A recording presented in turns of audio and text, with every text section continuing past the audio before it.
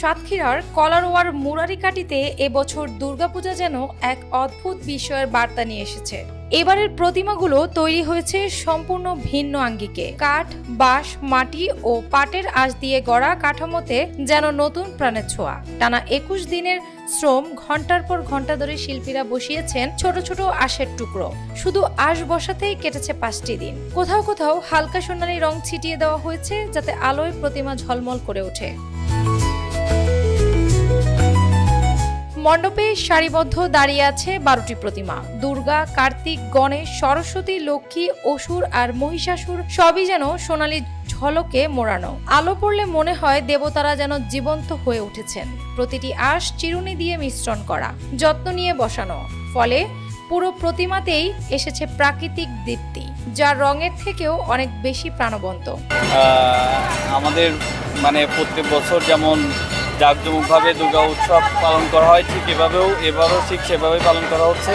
সবাইকে দুর্গাপূজার শুভেচ্ছা। দুর্গাপূজা 2025 অন্যান্য বছরের মতো এবারও অনেক সুন্দর পরিবেশে ভালো কাটছে। আমরা অনেক নিরাপত্তা অনুভব করছি এবারে দুর্গাপূজায়। এই মণ্ডপে নতুনত্বের ধারা আজকের নয়, 2024 সালে তারা চিনি গুঁড়া ধান দিয়ে প্রতিমা বানিয়ে চমকে দিয়েছিলেন সবাইকে। এবার পাটের আঁশ সেই ঐতিহ্যে যুক্ত করেছে নতুন অধ্যায়। আমরা জেলা পুলিশ সাতক্ষীরার পক্ষ থেকে সর্বপ্রকার নিরাপত্তামূলক ব্যবস্থা গ্রহণ করেছি। এখানে পোশাকধারী পুলিশ থাকবে, ইউনিফর্ম পুলিশ থাকবে, ডিস্ট্রিক্ট স্পেশাল ব্রাঞ্চের তার প্লেন ক্লথে কাজ করবে, ট্রাফিক ব্যবস্থাপনা থাকবে এবং আমাদের সাইবার নিরাপত্তার জন্য আমাদের যে সাইবার টিম রয়েছে, সাইবার ক্রাইম ইনভেস্টিগেশন সেল, তারা কাজ করবে।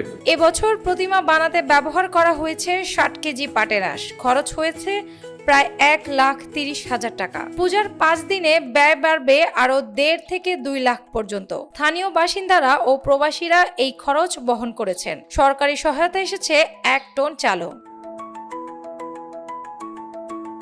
অ্যানি আক্তার, বাংলা বাজার পত্রিকা।